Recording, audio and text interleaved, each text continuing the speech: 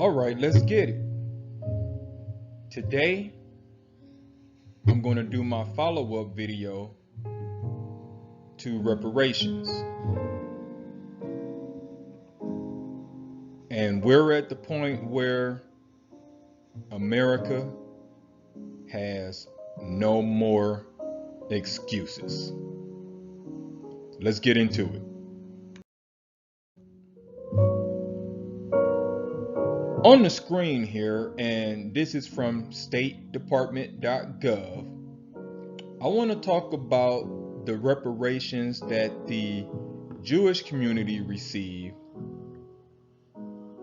after World War II. So it reads, Germany has taken commendable steps to confront its role as the perpetrator of the Holocaust and to ensure that Holocaust victims and their heirs receive restitution and/or compensation. Germany also honors and remembers the victims of the Holocaust and has worked to cultivate a culture of remembrance. Its restitution measures range from compensating former owners and heirs for assets wrongfully seized during the Holocaust to making substantial financial contributions to victims' funds and survivors' pensions.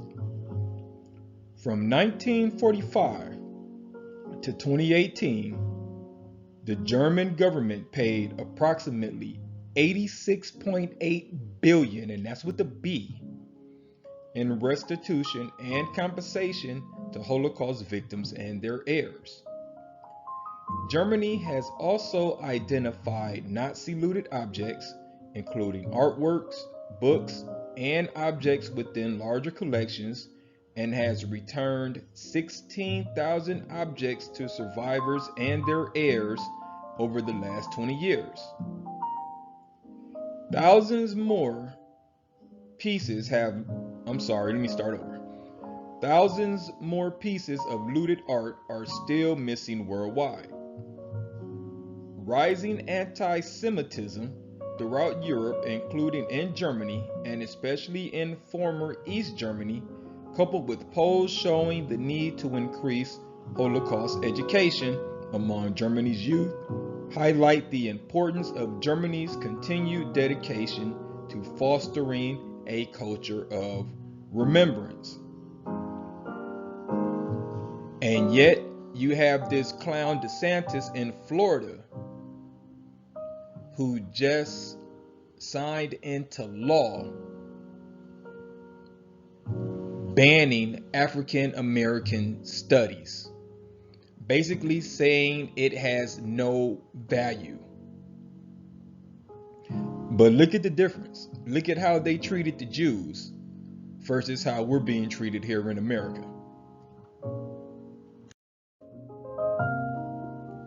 Moving on. Let's talk about the Japanese people and the reparations that they received.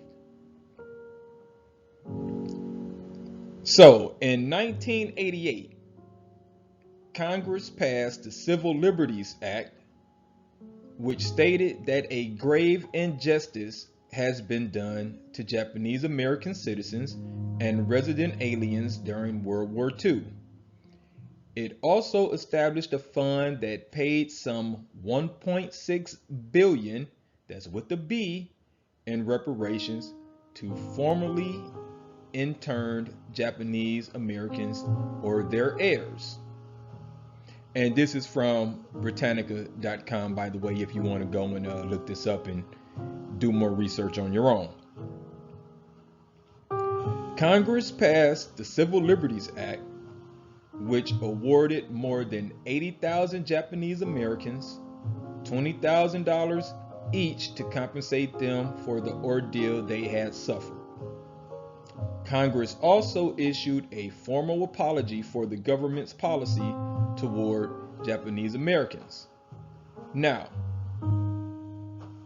given inflation, if that amount was to be awarded today, it would be much higher.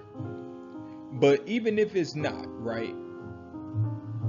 And for people who's saying $20,000 isn't that much, Who can't use $20,000 right now? I could. $20,000 may go a long way in starting a business that you may want. $20,000 may go a long way as far as starting a college fund for your children. $20,000 may go a long way to putting a down payment on a house or some land that you can pass off to the next generation. I'm just saying, people look at those amounts and think that, oh, 20,000 isn't that much. Depends on what you do with it, right? I mean, $20,000 is still a lot of money.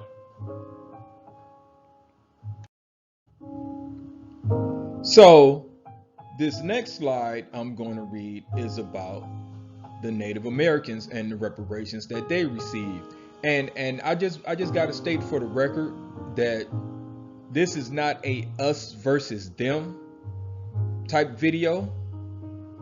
I am glad that the others received their reparations. They got their just due.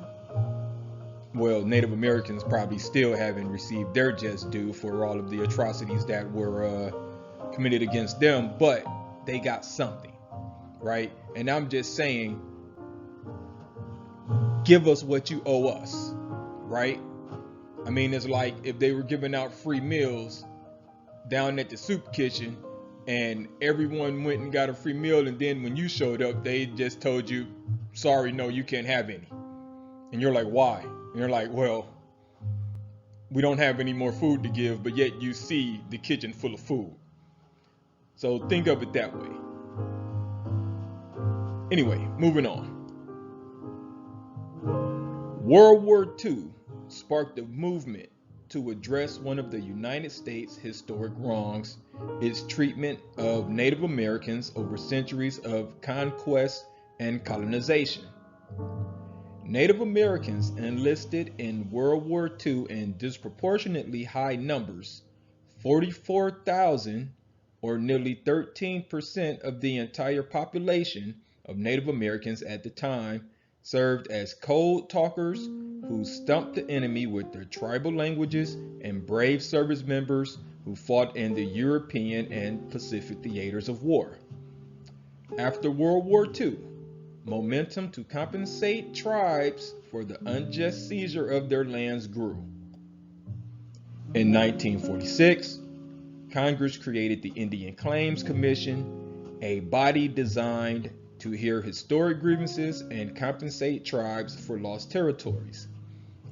It commissioned extensive historical research and ended up awarding about $1.3 billion to 176 tribes and bands. The money was largely given to groups, which then distributed the money among their members. For some tribes whose members didn't live on a reservation, note historians Michael Leader and Jake Page, the money was distributed per capita. For those who did live on reservations, the money was often earmarked for tribal projects. And you can go on in history.com and look at the rest of this article and read on if you want to. It's going to go into basically saying the amount isn't enough, and I agree that the amount probably isn't enough, but also consider the fact that, and someone correct me if I'm wrong on this, that Native Americans and their reservations, like, I don't think they pay any tax on like any money that they make, and a lot of casinos are on those reservations. I don't think they pay any tax to the U.S. government. I said, someone correct me if I'm wrong on that, but again, they have been compensated. Maybe not fairly, but they have been compensated. And now this last example that I want to bring to light is probably my favorite. And this is kind of small on the screen, so I really hope you guys can see this, but this is about the Compensated Emancipation Act. which basically is the reparations that were paid to slave owners after the Civil War. So it reads, on April the 16th, 1862, the District of Columbia Compensated and Emancipation Act became law. Originally sponsored by Senator Henry Wilson of Massachusetts, the act freed slaves in the District of Columbia and compensated owners up to $300 for each free person. In the months following the enactment of the law, commissioners approved more than 930 petitions granting freedom to 2,989 former slaves. So yeah, slave owners actually received compensation for the slaves that were freed after the Civil War. Guess how much the actual slaves got?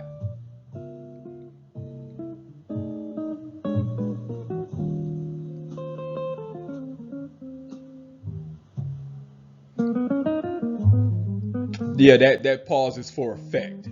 Yeah, they got nothing. Zip, zilch, nada.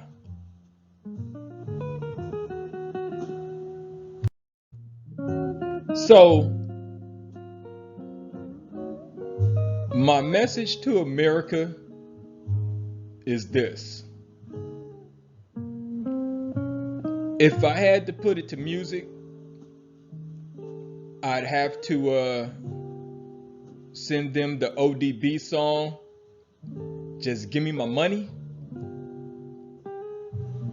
And I'd have to remix that, maybe mix it in with Rihanna. Pay me what you owe me. And it's as simple as that. No more excuses. Everyone else has been compensated. It's time for you to do the right thing and hook us up.